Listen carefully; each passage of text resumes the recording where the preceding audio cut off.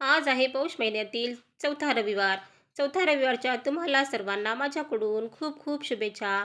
आपला पौष महिनासुद्धा संपत आला आणि कधी कसं संपत आला ते कळालंसुद्धा नाही.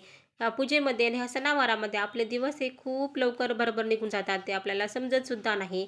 देवाची अगोदर पूजा करून घेतली घरातल्या आणि त्यानंतर बाहेर येऊन लगेच इथं सूर्यनारायणाची पण पूजा केली. आणि विशेष करून म्हणजे मला आज सूर्यनारायणाच्या ह्या पूजेसाठी मला सर्व काही साहित्य भेटलं. त्याच्यामध्ये जे की सर्वात महत्त्वाचं मानलं जातं ते म्हणजे सूर्यफूल आणि ते सूर्यफूलसुद्धा मला भेटलं. खूप छान अशी माझी पूजा झाली. सूर्याला जल पण दिलं आणि त्यानंतर मला काही सुवासिनी पण आज भेटल्या.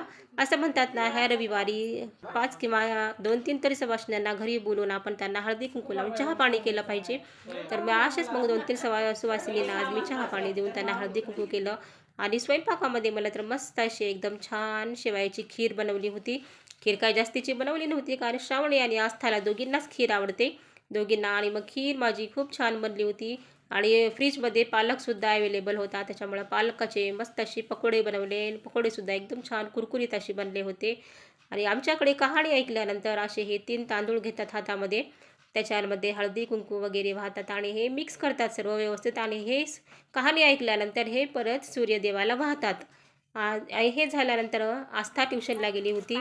ट्युशनहून तिला मी इथं घरी घेऊन आले आणि मस्तपैकी आम्ही दोघींची ताटं रेडी केलो. श्रावणी आणि आस्थाचं जेवण तर अगोदरच झालं होतं. आम्ही दोघींनी छानपैकी अशी जेवणं करून घेतली. भेटूया नेक्स्ट व्लॉगमध्ये. Bye bye. Take care.